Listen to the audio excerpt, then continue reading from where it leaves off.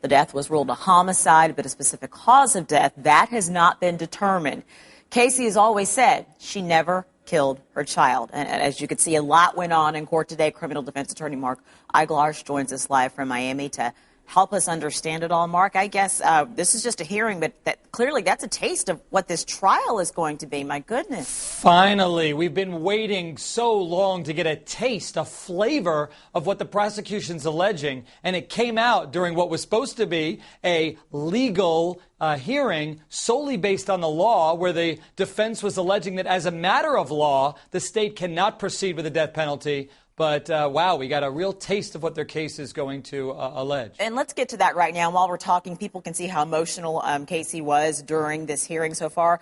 On what grounds is the defense arguing that she should not get the death penalty if she's found guilty? Why?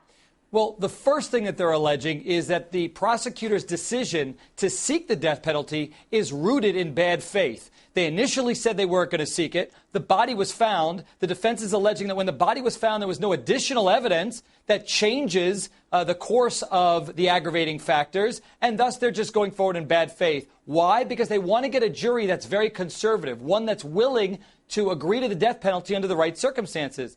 The other factor is they're saying, as a matter of law, they cannot prove the aggravating factors, the reasons why she should get death, which is that the crime was cold, calculated, and premeditated, that it was especially heinous, atrocious, and cruel. And they're trying to convince the judge, as a matter of law, those things don't exist. But I don't think the judge is going to buy it. You don't think that argument has a chance?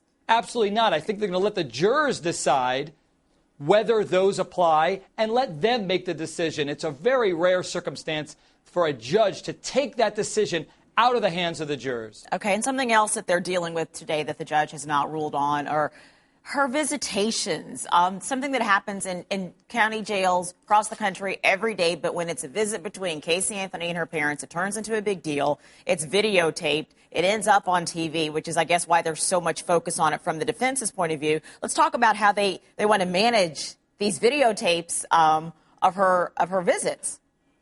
Well, I take exception to them videotaping and recording conversations that take place between an attorney and a defendant. And if you want to have an open mind about this, replace Casey Anthony with one of your loved ones. Okay. If they're in the jail, you don't want anyone listening to the cherished communications going on that really does hinder the representation of someone. Now, different set of circumstances as it relates to her parents or anyone else who comes to visit her. There are big signs that indicate to you that you know that people are listening and you need to watch what you say. Okay, and the tapes that are already out there, they want those tapes destroyed. Any chance of that happening? As it relates to the attorney-client conversations, they should be. Okay. As it relates to anything else, look, we have very liberal discovery rules here, sunshine law. Everybody can take a look at it. And everybody has taken a look at them. They're already out there. All right, Mark, stay close. I'm sure we'll be using you some more because this hearing is still going on. Mark Eiglarsh, we appreciate it. My pleasure.